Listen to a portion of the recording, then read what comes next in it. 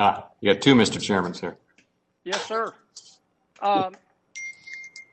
Chairman, the witness, what was our fourth quarter GDP growth? Don't have. I'm reluctant to guess, but it was in the. I want to say 4%. Right. That's what my numbers show too. What are you and your economists estimating that our GDP growth will be for 2021? So we'll be updating our forecast. The last forecast we did the last forecast the staff did was in January. My guess is that the data have been a little more positive, but it'll be a good number. We'd be in the range that you see in the public forecast. How about 6%? Could be in that range. In the range, sort of 5 to 7. At what point in 2021 will GDP, the level of GDP, equal pre-pandemic levels? Sometime during the year. It depends on the growth rate. Could be second half of the year. How about the end of January, or the end of February rather? I don't know that. It's you asked me the question. The pre-pandemic level or the pre-pandemic trend? The pre-pandemic level. If you froze the GDP, the economy in February a year ago, at what point will we be back to where we were February a year ago? In the first half of the year. Yeah, I see a lot of economists saying at the end of February. Do you disagree with that? I can't be that specific. I was answering the question about the pre-crisis trend, which is what we're trying to affect. Well, here's where I'm getting at. You have strongly encouraged Congress to pass another coronavirus bill, $2 trillion. And I guess tell me, if you could, in just a couple of sentences, why you think we need to do that.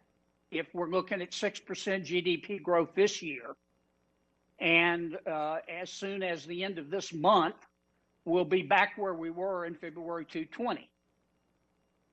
Actually, Senator, I have consistently not taken a position on this bill. So you don't have an opinion about whether we ought to pass President Biden's bill? As I've said since the December press conference, I think on every public occasion when I've been asked about it, I've said that it's not appropriate for the Fed to be playing a role in these fiscal discussions about particular provisions and particular laws. It's just we didn't comment on the Tax Cuts and Jobs Act. We didn't comment on the CARES Act. It's not our role to do that. So your opinion is, if we don't pass the bill, you're cool with that? Well, that would be expressing an opinion. So that's what I'm not doing is expressing an opinion. Well, would you be uncool with that? I think by being either cool or uncool, I would have to be expressing an opinion. Okay. How do you think we ought to pay all this money back that we're going to borrow and that we already have borrowed?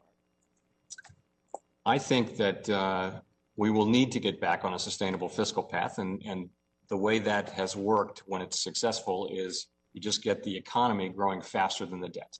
I think that we're going to need to do that, and that's going to need to happen, but it doesn't need to happen now. Now is the wrong time to be doing that.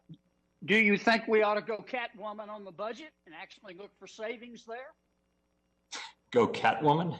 I don't know that reference. I think in the fullness of time, we will need to right-size our budget relative to our so that the economy is growing faster in nominal terms than the debt will have to eventually on the path we're on. Well, do you think that deficits matter? Certainly in the long run, I do believe they do. You don't think they matter in the short run? Again, I think we will need to return to this. I get to Colin Haggerty because he's waited so long. We'll need to return to this issue, but I wouldn't return to it now. And the way to get after this issue is to get a situation where the economy is growing faster in nominal terms than the debt is. if that becomes the case, but your spending's also growing faster than your economy? Well, no, that is the deficit. I mean, the question really is that the deficit is the difference between intake and spending. So it depends. It's the net of those two. Let me stop you, Mr. Chairman, because I'm going to have one last question quickly. M2, the money supply, is up, I think, about $4 trillion over the past year. Or 6 trillion, 4 trillion, 6 trillion.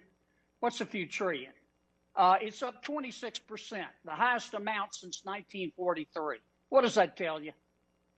Well, when you and I studied economics a million years ago, that M2 and monetary aggregates generally seem to have a relationship to economic growth. Right now, I would say the growth of M2, which is quite substantial, doesn't really have important implications for the economic outlook. M2 was removed some years ago from the standard list of leading indicators, and that classic relationship between monetary aggregates and economic growth and the size of the economy, it just no longer holds. We've had big growth of monetary aggregates at various times without inflation, so something we have to unlearn, I guess.